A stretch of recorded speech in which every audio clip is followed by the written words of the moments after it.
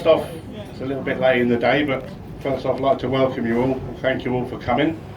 Yeah, the lads scrub up quite well and the ladies look wonderful, so beautiful. Yeah, so thanks ever so much for turning up. I hope you're going to enjoy the day. I hope you've had a good time so far, and continues that way. Just a quick thing to the staff here today and the hotel itself. Yeah, they've been absolutely top drawer. Yeah, the food's been brilliant, the service has been brilliant, the whole setup has been top drawer. Yeah, and yeah, you've made our day. So thank you ever so much to you all. Yeah, shaking here.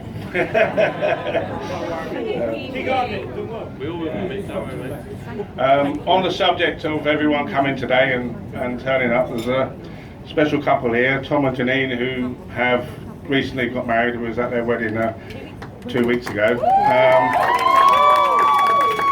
They decided not to honeymoon straight away so they could attend today. Kira and Luke have got a little gift they'd like to give you. So if you two could come up, please.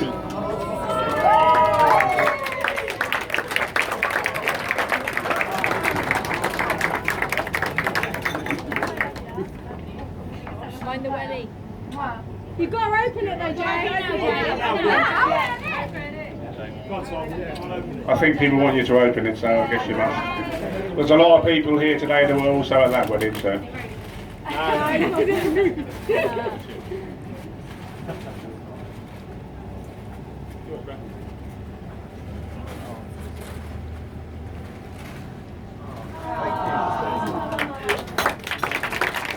Thank you.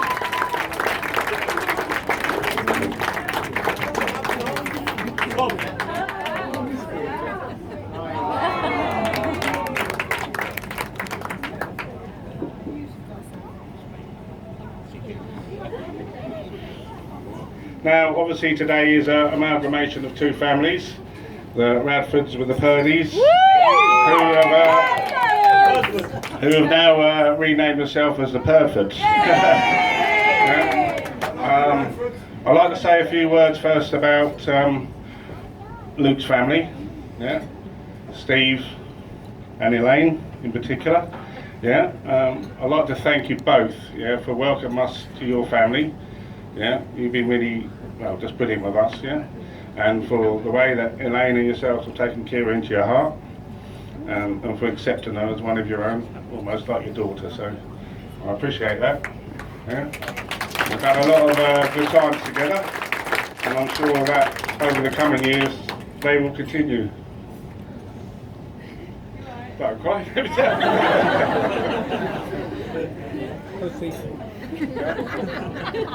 So I'd like to also say what great children they have in the family with Maddie, my favourite little boy Jakey there, who absolutely adores me. Yeah. And his dad Andy, and unfortunately Claire, Luke's sister, couldn't be here today through ill health, but we wish her well and we love her just as much.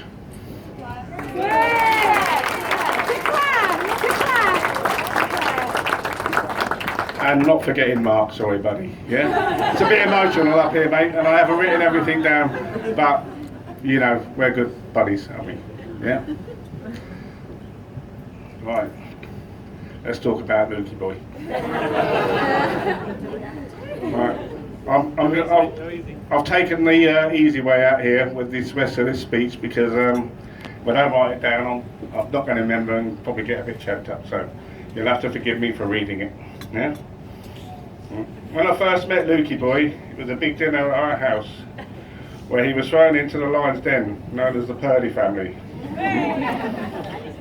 He came into the room with 16 to 18 people, all just had dinner and all hungry to sink their teeth into him. He handled it like he always does, as cool as a cucumber, a big smile and a case of Stella Sidra.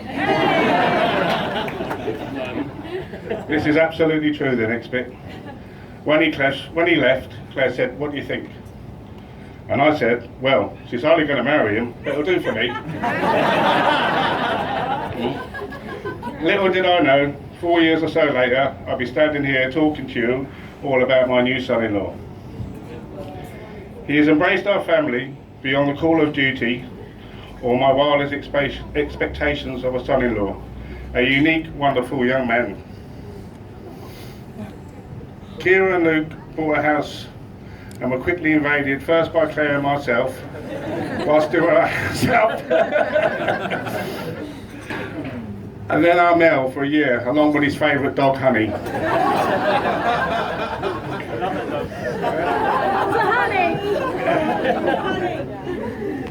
There were no complaints, no sly digs, just a loving, warm reception whenever he came home.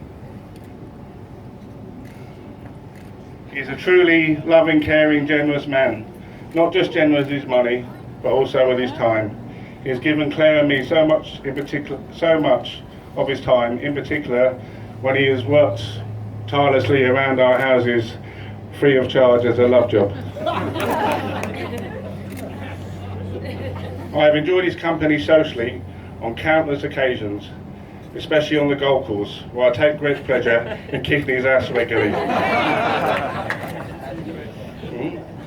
They say you can judge a man by the company he keeps.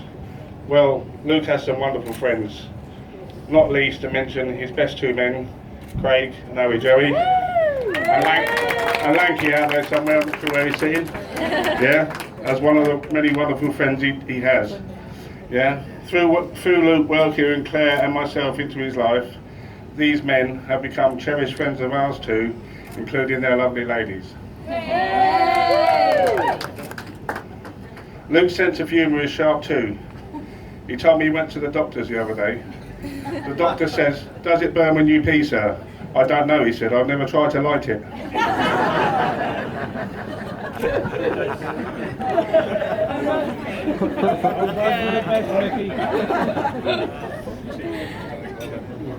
haven't really got Luke in this picture. I mentioned his love of Stella Cider earlier, which we all know is made from apples. Well, Luke always tries to have his 5 a day, but usually all in one go on a Saturday night. Apples, as we all know, grow on trees, and if husbands did too, then Luke would be at the top. Bigger and better than the rest, glistening in the sunshine, and he would be the one I would pick for Kira. Luke, I love you as a son, a best friend, and most of all I love you for how happy you make my daughter.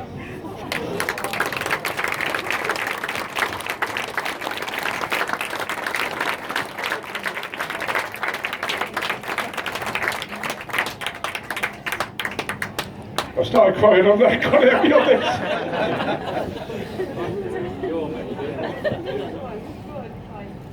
I'll pop her up me, so watch it. Sounds like it, Mick.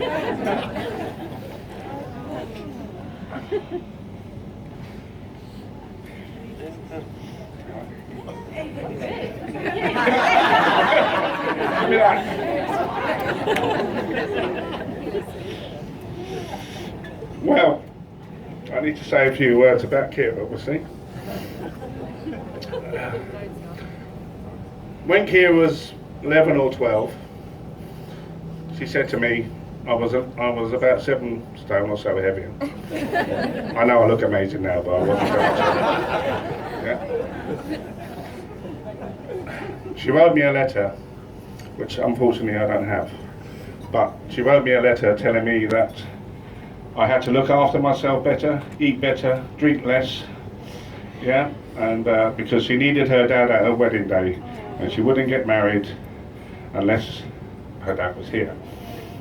Well, thank God we're still here, yeah? And the day has come, yeah. So she took it on herself to write me little notes and make my lunch. So she used to make my lunch for me because I was not allowed to eat 5 breakfasts anymore, all this sort of thing.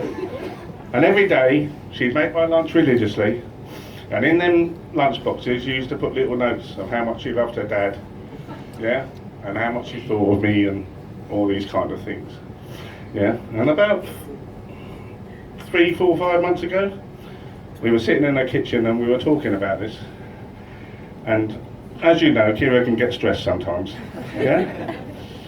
And she said, "Do you remember that, Dad? Do you remember that?" And I said, "Of course I do." And she went, Well, no, you don't. You never remember anything. Yeah? I said, I did. She goes, no, you don't. You're just bloody useless. Yeah? But little did she know, yeah, that one of the notes she put in my lunchbox I have here today. Yeah, I do. See? Dad hadn't forgotten. It was a little card she put on it. I had Dad on the top, and then on that card it says how much she loved me. Yeah? Yeah, it was a card she bought from the shop, and it said all the things that she wanted to say. And my family, who know me best, I don't do cards. I don't do shopping. Yeah? Yeah? It kills my mother. She has to tell me from August till Christmas, you better buy me a Christmas card or I'm going to choke you. Yeah? So, yeah. The other two buy me, but you don't. Yeah? So I wait religiously till Christmas morning to give her a card just to wind her up. Yeah? So, with the help of the lovely Hannah, where's Hannah? Oh, there you are. Sorry, darling, hidden by the flowers. Yeah? I asked Hannah if she would do a little card for me on Moonpig, because I'm not very good with computers. Yeah? And then Hannah said, no, I'm not going to do that. She said, I'll do it for you. Yeah? So, that in mind, I've actually done you your own little card today from your father. Yeah? That you now can keep. Yeah? Right? If you'd like to tell people what's on the back of that. Okay, it says, Dad, I'm so really... You thought I'd forgotten, but it stayed with me every day. Oh. And that's because I keep it in my wallet. And it's in there today, and I've kept it for, well, what do you know, 28? 28. So, 16 years or more, I've kept it, and she just said I'd forgotten. So, I've never forgotten. Yeah, we'll get into that one in a minute. So, with that in mind, I wrote a little card, and I'd like to read it to you. And it says, now to the main attraction of the day, my beautiful daughter Kira. Beautiful as we can all see from the outside, although your real beauty lies within the person that you are. I tried so hard to think of all the right adjectives to use for you, kind, loving, etc., but they just seem to cut it. But I guess your sisters describe you perfectly, the golden child. Hence the golden card. Because from the second that you were born, your mum and I struck gold. When a gold bar sits in a room with a light shining on it, the whole room lights up. And that's what happens the day you were born. Our whole world lit up. And from that day to this day, whenever you walk into the room, it is a better place to be in. Especially when you say, cup of tea, Dad.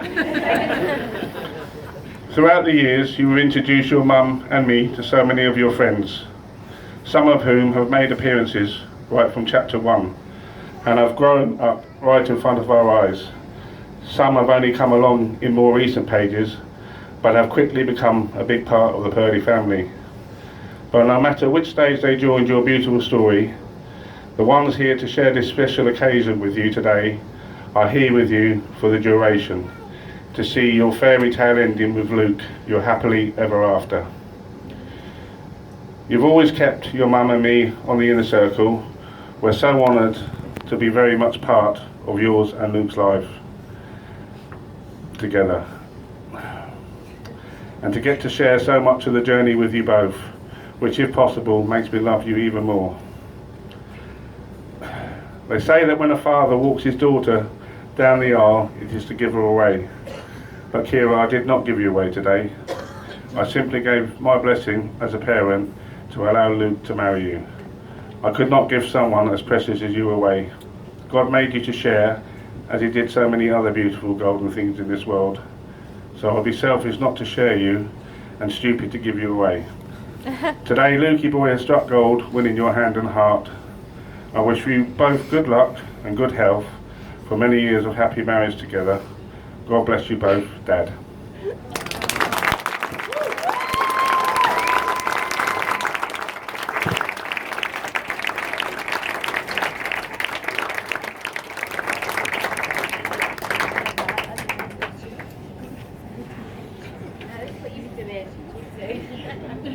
So I'd like to pass you to the main man of the day, Mr. Luke Radford. Cheers, Vic. Let's put my speech out. I think be as fluent as Vic, because obviously you saw today I was pretty stumbly. Yeah, all well. I'll give him a guess go.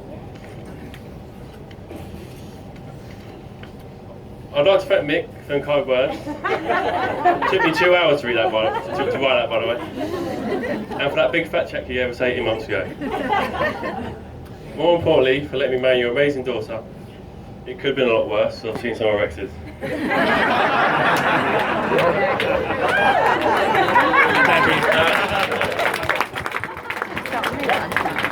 Firstly,